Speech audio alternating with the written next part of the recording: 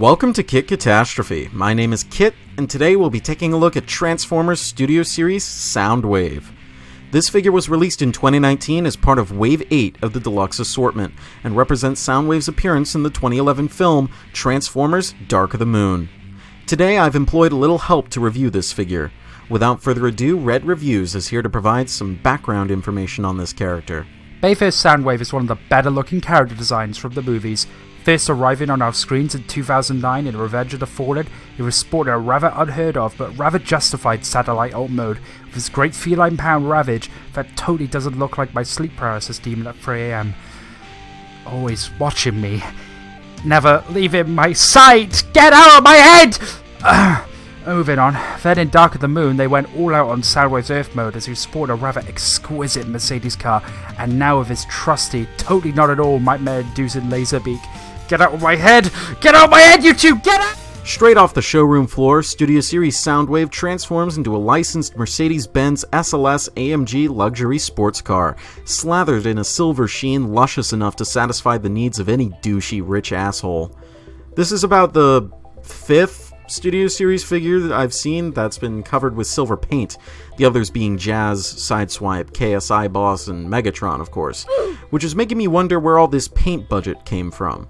SOUNDWAVE isn't entirely silver, of course. His headlights are painted the same color as seminal fluid, his grille is picked out in black, and his taillights are a nice vibrant red. On a car like this, that's pretty much all you can ask for. I suppose I would have liked to see the vents on the hood and in front of the doors picked out in the same black as the grille, but I'll survive. The windshield and windows are all made of clear plastic, which only succeed in showing off the robot inside. It doesn't quite do it for me, though I guess I'd rather them be clear than any other color. With the color scheme out of the way, I must say that the proportions of the SLS AMG are pretty fucking sexy. With the nose alone taking up nearly half of the length of the car, it exudes a sense of power and performance that could only be backed up by the sound of the engine. Around the back, sadly, is my most major gripe with this figure. The panel I'll hesitantly call the trunk just refuses to peg into place, and that causes an unsightly gap to form.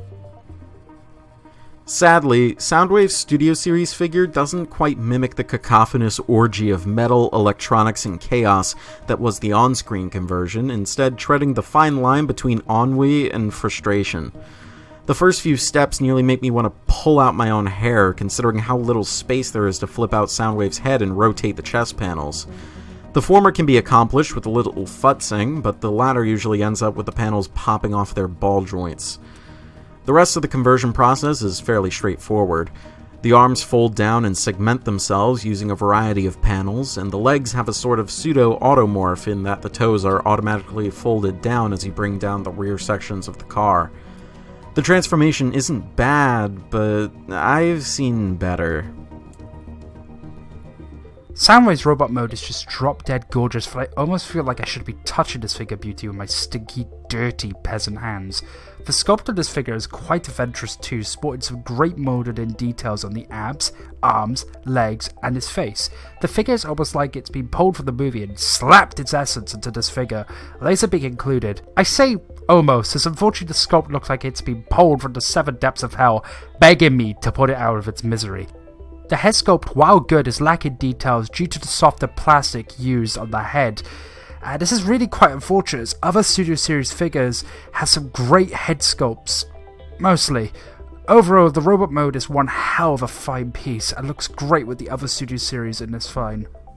SOUNDWAVE's sole accessory is an included Laserbeak Minifigure, which is entirely uncolored rubbery plastic. Yay. There's only the barest of attempts to color this hunk of rubber, which are the eyes dotted in with red paint. Why wasn't there some more red on the wings or some blackwash on the body? Anything to make this thing actually look good. That being said, there are 2 manners in which Laserbeak can perch onto SOUNDWAVE. First, SOUNDWAVE has a bar on each arm onto which Laserbeak's feet can grip onto. Second, and this is in vehicle mode mind you, there is a slot on SOUNDWAVE's roof where Laserbeak can rest by way of a tab on Laserbeak's knees. I do like this feature, and I always keep Laserbeak perched on SOUNDWAVE's arm when I display him. SOUNDWAVE's articulation is shit.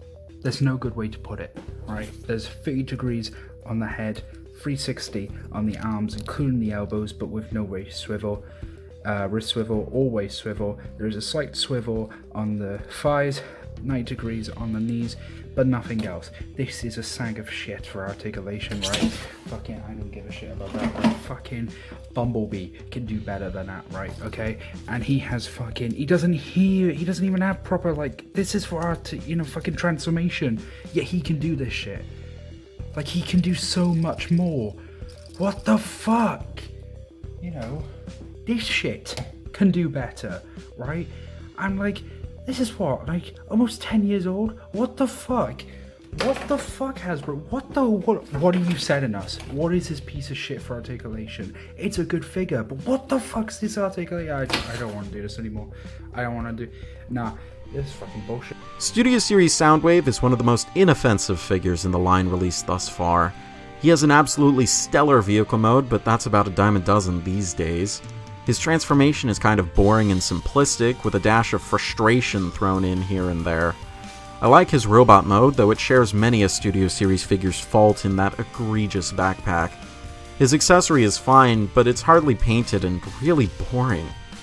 Overall, I'd say this figure is just barely above average. If you liked this video or otherwise found it helpful or informative, then please subscribe for more reviews like this in the future, and feel free to suggest topics for future reviews.